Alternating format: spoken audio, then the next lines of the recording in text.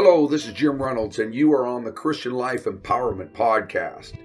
Now, today I did something a little bit tricky. Angela Whitbeck and I are doing the podcast again, and I always love it when I have her on. She's so much fun. But today we were kind of discussing how we were going to structure the podcast, and I didn't tell her that I had started to record. She kind of figured it out because Angela's pretty smart. But anyway, so this is how this starts, and Angela really reveals a lot about herself in this podcast. So I hope you listen to this and appreciate Angela pouring her heart out to try to help you and everybody else listening to understand what it feels like to kind of not be happy with yourself, yet still want to tell people how wonderful Jesus is in your life. And it's quite a paradox. But Angela, I believe, does it very well. So listen, here it is. Have a great day. What are your thoughts when it comes to the subject of love your neighbor as yourself? Mm-hmm. And then if you hate yourself, is that kind of what you're thinking as far as the discussion? Well, yeah, like how, because that, I mean, just for me personally, that scripture has always been hard because I've dealt with self-esteem issues my whole life and wanting people to like me and not liking myself or not, being happy with how I look, how I act, how I talk. How does that affect the people that you're talking to? I mean, the people around you, the people you're having a relationship at work or church or, your friends or stuff. Does it really affect how you feel towards other people? Well, I mean, I don't do certain things because I want to fit in or I want people to like me, or I don't say certain things. So... What kind of things? I mean, I've hesitated or even just not talked about Jesus or being a Christian because I don't want to offend somebody, or... I don't know. I don't know if that really applies to... Well, I think it would apply. So I'm recording right now, just so you know. I figured you were. Sometimes that's the best way to start. You just start talking. I remember we were in India and Aaron just left the camera on once Aaron's our cameraman, and he left the camera on once we were done with the interview. And he got more out of the conversation after the interview than he got during the interview because everybody wasn't so tense. Yeah. But I don't know. It's something that I know I struggle with, self-esteem, self-image, and I know other people, women especially, struggle with it, and just, I think it's hard to have an attitude of love when you look in the mirror and all you see is flaws. So if I start my day thinking this litany of negativity about myself, that is going to permeate my day. It's gonna, flow out into my actions and the way I talk to people.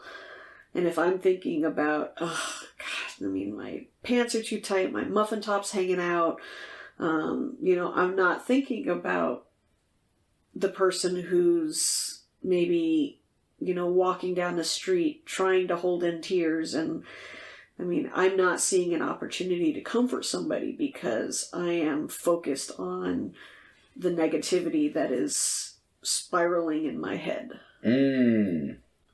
Well, what makes us think like that? Because I don't think it's just women. Men are self-conscious as well. You see men that are normal until they get around a pretty girl. And then all of a sudden, they're tripping over their own lips. They can't think the right thing to say. They're saying the stupidest things in the world. And I've been one of those guys, and so I don't think it's just women that go through this. I think men go through it too. What do you think it is about us that puts this flaw in us? Well, I think we are programmed by media, by the world. There's you have fashion models and, men and women both, and it's portrayed as this is what you should look like to be popular, to, get the good job, whatever, to find the perfect mate. You have to fit in this form. And I think I think I saw a study that only less than 1% of the population actually fits into that mold, the Barbie mold or the Ken mold. Right. And yet most of us aspire to something like that, or that's what we're constantly comparing ourselves to. And it's the comparison trap. I mean, if you're constantly comparing yourself to other people, you're going to find a flaw. You're either going to find a flaw in yourself, or you're going to become prideful and put yourself above somebody else. So, I mean, I think it's just something we're programmed to do. And I don't know if it starts as we're kids, because I see kids who, they share, they play, they don't worry about, her hair looks better than mine today. It's, this is my friend, and that's what matters. Mm-hmm. Somewhere along the line, it changes. And I don't know when that happens, but I know it does. Yeah. Puberty? Maybe. Soon as you start liking girls and the girls start liking the boys, and there's a whole looks thing in it. And it goes, even those people that are beautiful people, you watch them do face surgeries and nose surgeries and all kinds of different things. And boy, I've seen some stars that were really beautiful that really messed themselves up. Yeah. I mean, and there's no coming back from that stuff. Mm-hmm. I mean, I really liked Helen Hunt, but boy, you look at what she did. It seems I haven't seen her recently, so I don't know, and I probably shouldn't be naming any names on this, but it looks like it's either that or she. I don't know. And Michael Jackson had all kinds of facial surgeries and stuff, and it just even the people that are just beautiful people are not happy with themselves. So I guess the question should be, if we have this predisposition to judge ourselves according to others, or to compare ourselves to others, or to try to fit a certain mold, how do we look at ourselves and appreciate what we have? Or how do we look at ourselves in a more positive light? Yeah, because, there's some truth to these things, right? Mm-hmm. Okay. I think I saw a study out one time, and I can't quote it because I can't remember, where taller men got the more powerful positions, right?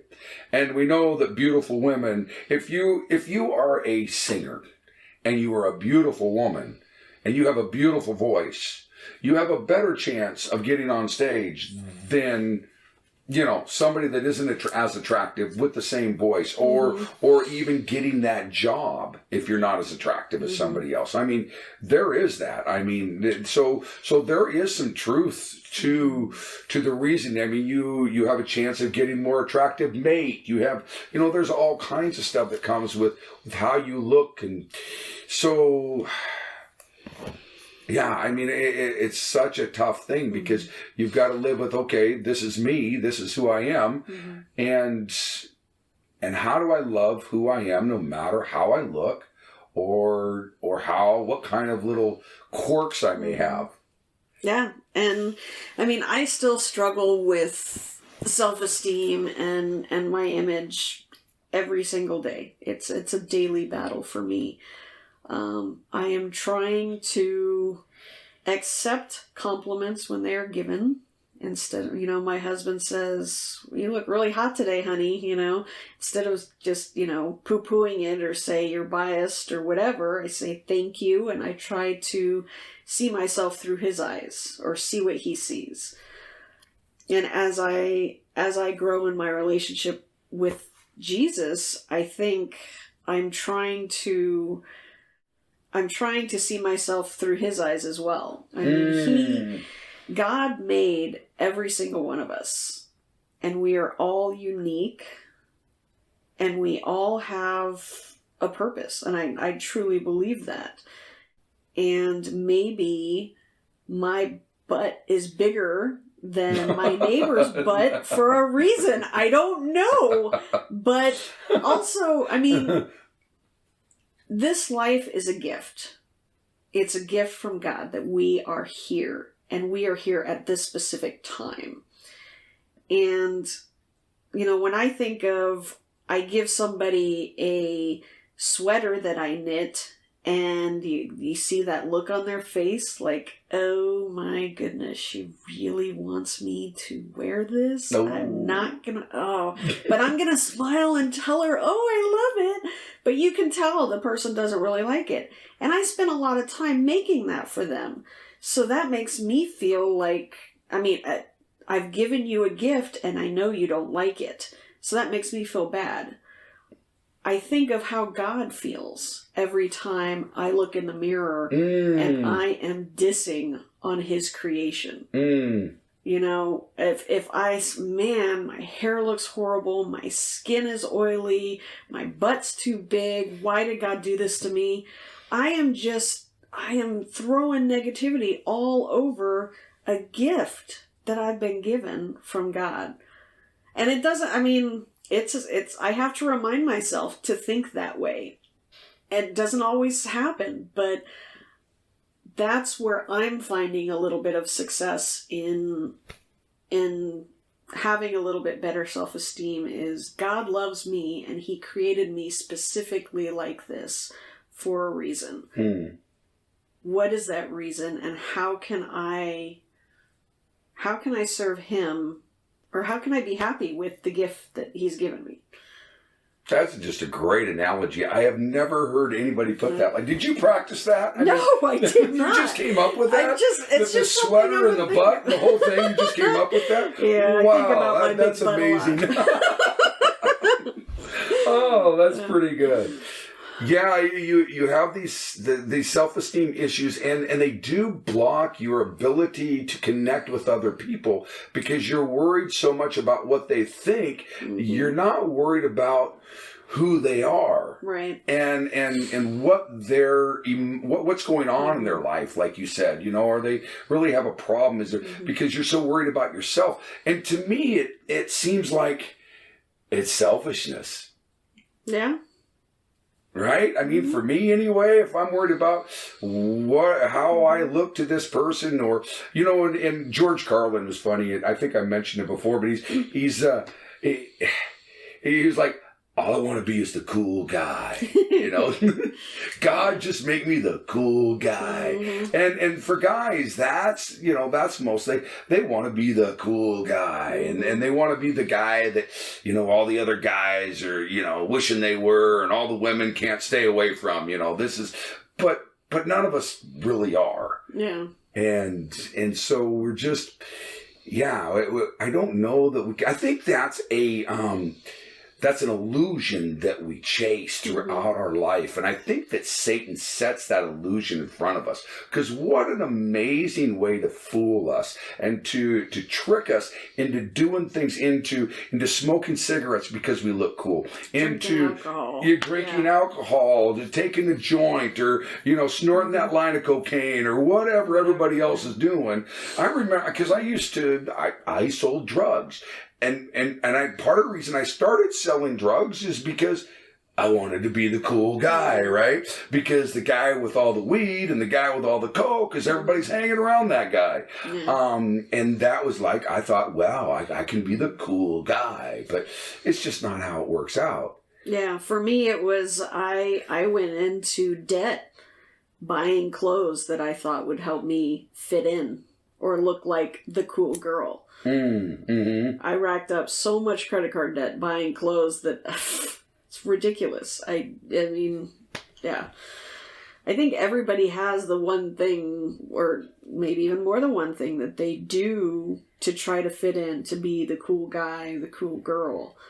And, you know, when you start building that relationship with God, I think that lessens that need to be the cool one, because you know that he loves you and he accepts you, and he's not going to walk away from you if you're trying. No, he's accepting you as you are. And so, I think as you grow older, you get better at being comfortable in your own skin. Yep. I laugh because I've known several people 80s or above, or whatever, that they have like no filter because they don't care if you like them or not. Right. Well, I think part of that's because your brain gets smaller and you lose your filters, but no, part of that is that too. So you got all this going on. And for those of you that are 80 and above out there, sorry about that. Yeah. But so, because I'm 56 and you're what, 32? Thank you, Jim. Trying to help your self-esteem. Add 10 years to that. Now, I wouldn't have guessed that. Yeah. But, so as we grow older, we become more comfortable in our own skin. We become comfortable with our own aging looks. I mean, shoot, I look in the mirror and there's all this gray hair and there's weight there that wasn't there before. And so, you're self-conscious about that, but you come to the point, I don't care, right. But kind of, but you do, right? Yeah. And so as you grow older, or, is it different at this age now than it was when we were kids? I imagine so.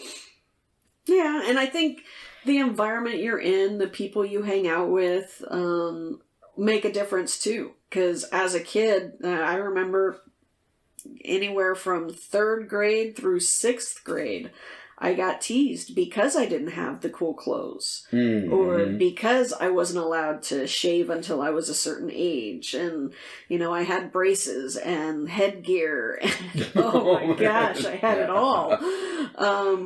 And so your environment, I think, does play a part, and you can't always surround yourself with people who are cheering rah rah, go Jim, go Angela, but if you get to a point, or if you can get to a point where none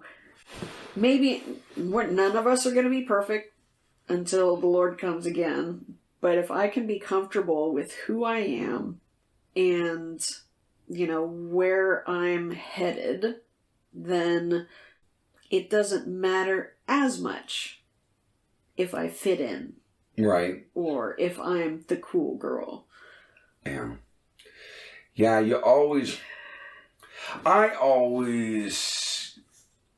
shouldn't say always, but sometimes I worry about how what I say or what I do will affect other people, because I'm trying to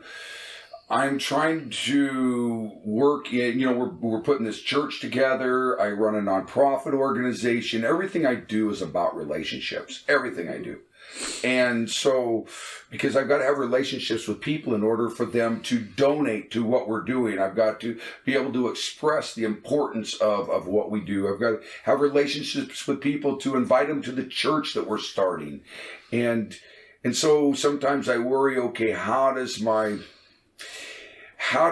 attitude, how does the way I talk, how I come across to people, does that turn them off? Does that help to sell the product, if you want to call it? Do you call it a product? I don't know about a product, but...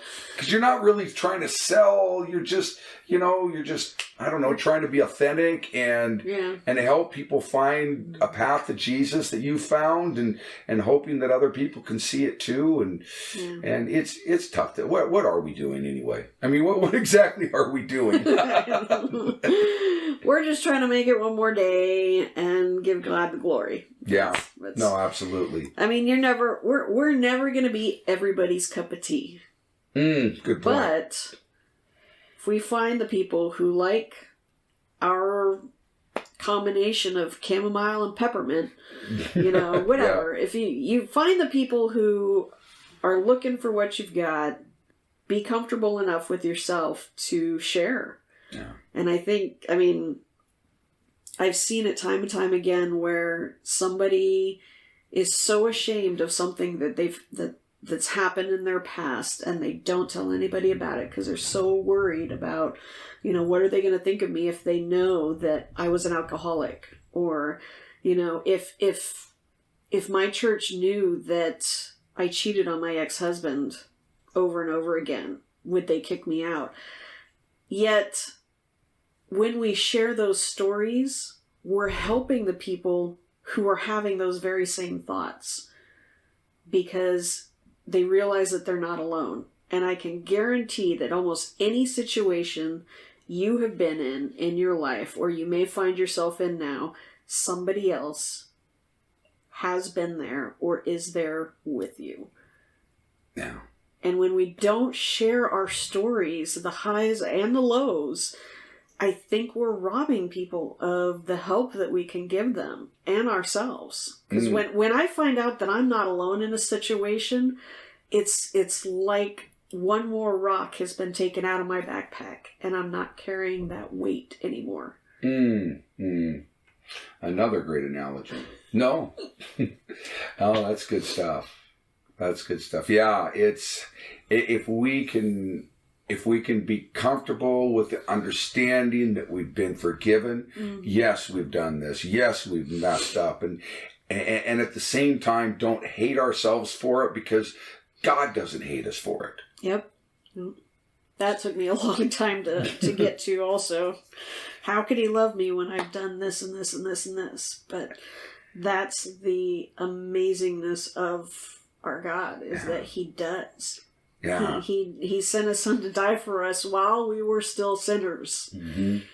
If you confess your sins, he is faithful and just to forgive you your sins and to cleanse us from all unrighteousness. So we are now clean. We have no reason to hate ourselves. Yep.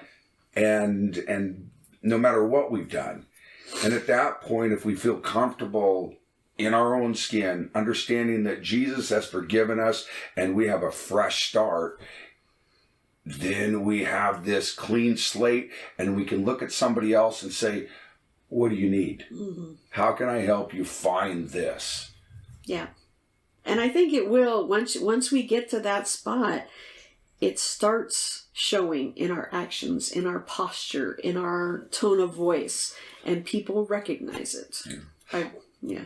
Yeah, and I think there's also some value, even though, we may never arrive, right? Mm-hmm. There's also some value in allowing other people to know that we struggle with the same things, and we are struggling now with these same things, but we found a way through it. And although we haven't conquered it per se, we're all in this battle together. Mm-hmm. Yeah. And that's that backpack analogy you give. Mm-hmm. We're in this together. We can help carry each other's load. Mm-hmm. And so we don't have to hate ourselves, but you're right.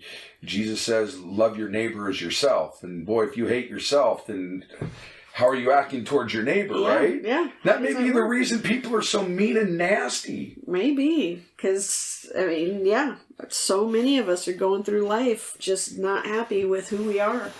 Oh, boy, that's an eye-opener, isn't it? Next time you see some mean, nasty person, you start feeling sorry for them instead of being mad at them. Mm-hmm. Or don't feel sorry. Say, hey, you look like you're upset, or you're having a bad day. Want to talk about it? Right, yeah. See if you can help instead of, because automatically, normally you would be defensive, right? Mm-hmm. That's your first thing. You throw up your defenses. But when you see somebody mean and nasty and you realize they might just be hating themselves, and that's why they hate the world. Yeah. Wow. It's a different way to approach life, isn't it? Yep. Yep. Oh. So many nuggets in this one. I'll tell you.